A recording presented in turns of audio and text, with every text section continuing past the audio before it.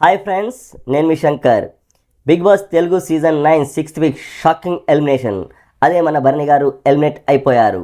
ఈ ఎలిమినేట్ పైన మీరు ఏమైతే అనుకుంటున్నారో మీ అభిప్రాయాలు ఖచ్చితంగా కమెంట్లో షేర్ చేయండి. ఈ ఎలిమినేషన్ పైన నాకు అనిపించినటువంటి ఒక 2-3 విషయాలను ఇక్కడ షేర్ చేసుకుంటున్నాను. మీరు వాటితో ఏకీభవిస్తే ఖచ్చితంగా వీడియోని లైక్ చేసి కమెంట్ చేసి మీ అభిప్రాయాలను షేర్ చేయండి. నేను అనుకుంటున్నటువంటి మొదటి రీజన్ ఏమిటంటే, బిగ్ బాస్ హౌస్లో గొడవలు జరుగుతున్నప్పుడు ఒక పెద్ద మనిషి తరహాలో స్టాండ్ తీసుకోవాల్సింది పోయి తన తోటి హౌస్మేట్స్ని కామ్గా ఉండమని సర్ది చెప్పడం ఖచ్చితంగా నెగిటివ్గా మారింది. ఎందుకంటే తన తోటి హౌస్మేట్స్, ఫర్ ఎగ్జాంపుల్ దివ్య గారికి మాధురి గారికి గొడవ జరుగుతున్నప్పుడు దివ్య గారినే కంట్రోల్ చేస్తున్నారు, కానీ మాధురి గారికి వెళ్ళి ఎదురు తిరిగి అంటే వాళ్ళు మీరు మాట్లాడుతుంది తప్పు అని చెప్పకపోవడం కూడా ఖచ్చితంగా తన ఆట మీద ప్రభావం చూపింది.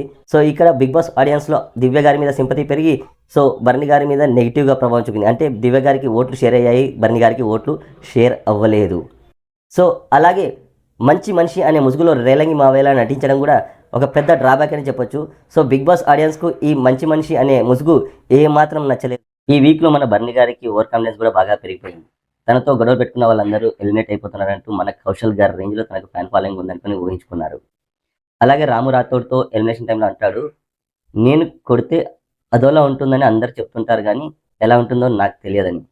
ఇప్పుడు ప్రేక్షకులు ఇచ్చిన ఈ దెబ్బతో భరణి గారికి మైండ్ బ్లాక్ అయి ఉంటుంది.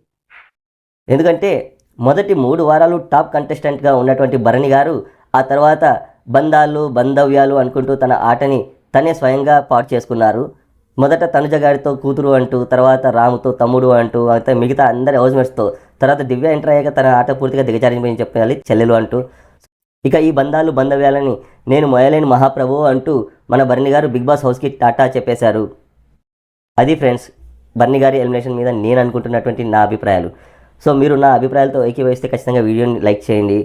అదేవిధంగా మీరు ఏవైతే అభిప్రాయాలు అనుకుంటున్నారో వాటిని కమెంట్ చేయండి. Thank you. Bye bye.